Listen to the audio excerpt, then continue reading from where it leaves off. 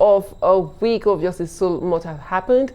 With Pele's death, we've seen tributes pour out from so many greats. But I'm now joined in the studio, rather, I'm joined from London, yeah, by a man who is an ex-Chelsea and Charlton player and also a sports analyst, Mikey Boo. Thanks for joining me.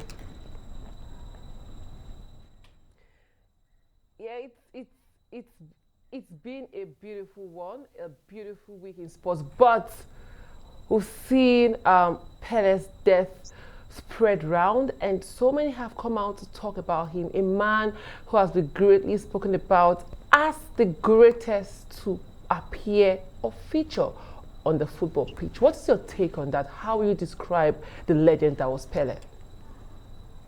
Well, my name's Mickey Ambrose, a former player, as you said, and I was brought up in East London. I grew up watching Pele, and he was my idol. I called him my football dad. Unfortunately, my dad wasn't around at the time, although he's 88 now. My dad, and he can still run for a bus.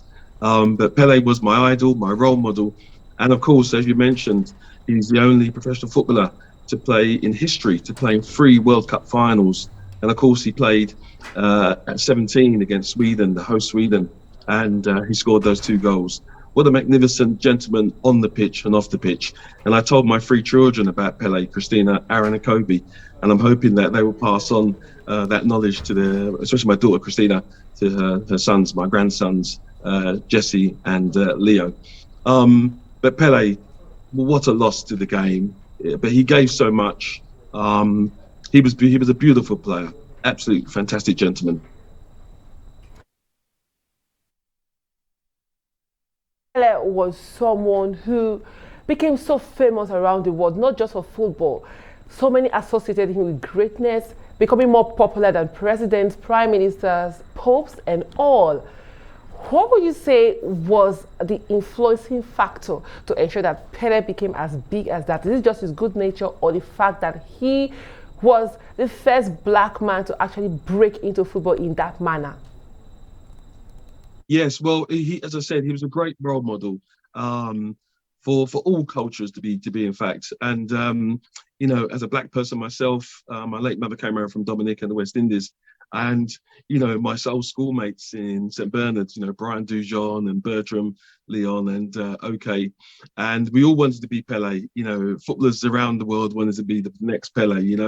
And it was great, and I was very fortunate to meet Pele and get to know him. Actually, I was invited to Stoke for the unveiling of Gordon Banks' statue in 2008, and from British Airways. And my son Kobe, 13 at the time, we met him, and I became friends with Pele. And here's the shirt that Pele signed. If your viewers can see that, Pele signed this shirt with Gordon Banks, of course, the goalkeeper who did the famous save against Pele in that 70 World Cup. So the influence he's had for all cultures has been amazing, really, truly amazing. Yeah, talking about being amazing, we've seen it a lot. Pele came from abject poverty to conquering the world. He transcended sports. And as someone who met him one on one, what will you say? How do you say it influenced black boys and girls who planned on delving into football and their success as well? Well, the importance of football does change lives. And we've got to remember young people, black, white, whatever country you come from, you have to have belief and you have to be inspired. And it's good to have a role model. And Pele was that role model for all cultures, not just black people and black young people. So I say to young people, get out there. I was just a kid growing up in East London, and I managed to meet my hero. My son Kobe at the age of 13 met him as well. And life's all about timing, isn't it? He was a great influence to young people, both on and off the pitch. And you've got to remember, he signed thousands of autographs, and he gave his time to people, And now with women's football, the fastest growing sport, friends of mine, Victoria Green in Glasgow and Kelly Chilton in Manchester and Holly Estelia Davis, all keen on football. So it's a game for all cultures and all people. But he was just a great guy. When I met him in Stoke, I'm not sure if you've got any pictures of that, but to meet your idol is a dream come true. Tributes have come from all corners of the world about Pele. Can you give us a little bit of what is being said out there, and also from your own standings? What would you say? Well, the tributes, you're right. Abby, the tributes have come from around the world, and one of the things I can resonate is that Pele was the people's Pele. He was the people's player. As I said, 16 years of age, he played for Santos. 17, played in the World Cup in 1958 against Sweden and scored those 2 goals. What a time that was. How do you imagine scoring 2 goals at the age of 17?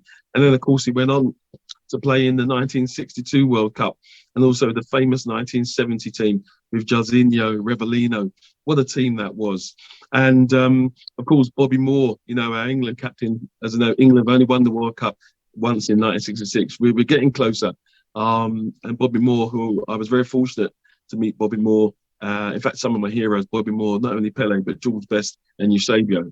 But Pele had this influence around the world, as you're saying, and his name, PELE, that was it. He was a fantastic, he still is, I should say, a fantastic role model for all young people and for everyone around the world. And, we pray for his family.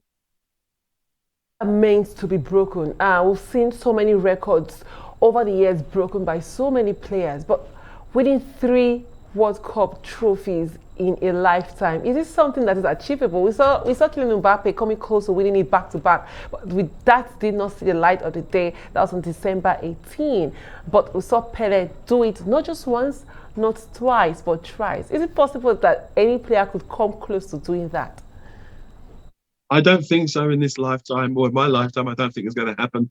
And as you said, you're lucky to play in a World Cup. Your country's got to get there, and Pele, epitomised professional footballers, because if you're a professional footballer, male and female, you want to play in a World Cup or a Euro tournament.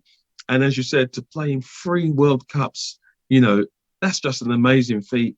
I don't think it'll be replicated ever. And it was fantastic that he was able to do that. And I just find now today that young people should have a good think. I can remember saying to my daughter, Christina, when I said I took her down the park and I was showing her the Pele skills down the park. And when my boys came along, Aaron and Kobe, they wondered how she knew all those skills. And I'm just hoping, as I said earlier, that she can pass those skills on to her children, my grandsons, Jesse and Leo. But I just think we've lost a legend, haven't we? I suppose for many more months and years to come, we will see the games being repeated. The skills, that shot he took from the halfway line, and the one where he rounded the goalkeeper. He was doing skills back then that were beyond his time, if you see what I mean. He was doing skills and step overs, and his body movement, mobility. He was just gliding through the pitches and fast players, but also a gentleman as well, as we know.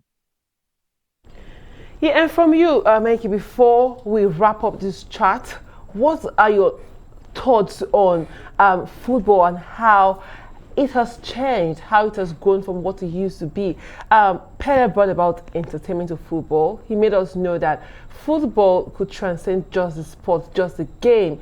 He was already modeling for designer brands way back or far back in 1970s. What would you say about it? What's your final thought on that?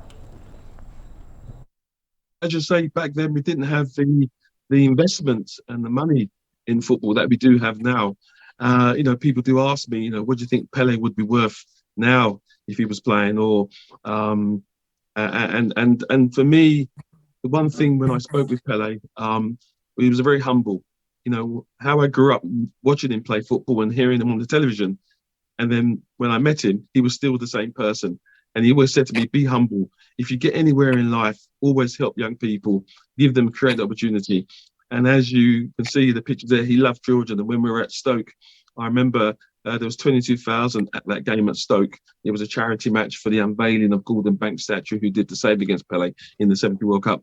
And I remember one boy said to me, "Can you get me Pele's autograph?" So I ran down the touchline and I got his autograph and ran back. And then, of course, the other 21,000 fans wanted the same, but I couldn't do the running. I think I did it 8 times. So in terms of today's football, well, there's more money involved. Players are worth a lot of money. Players are worth, 60, 100 million, and they haven't even played in the World Cup. And that's the state of the game. I'm not begrudging players that earn £300,000 a week. But when you look at the maestro, the legend, he was an invincible player. That number 10 shirt was, well, what can you say? He was just truly a magnificent gentleman off the pitch. And you got to remember, he never got sent off in a match. He never got booked in a match. I remember him saying to me that he used to do keep-ups in the beach in Rio de Janeiro with an orange or a tennis ball. Because if you can control the tennis ball, you can control a size 4 or size 5 ball. And as you can see there on screen, he's showing the keep-ups there. So here's a man that never got sent off, never got booked. Although people tried to, other players tried to stop him, of course, in matches because he was the danger player. But he produced it. What a legend. And I'm very pleased to be able to speak to your viewers today, live from East London, home of the Olympics in 2012, to share my personal thoughts with my son Kobe as well, my family. We're devastated, but at the same time, we all have to go. I mean, and it's unfortunately we all have to go, but when it does happen, it's very, very sad. But let's just remember the legend, king of football, the king of the beautiful game, and let's celebrate his life. And also I met, as I say, Archbishop Desmond Tutu. What a gentleman he was at that game as well. What a privilege. So that's all I can say about the man. God rest in peace. Let's light a candle, everyone, tonight for the most brilliant ever lasting player I've ever come across and who became my friend.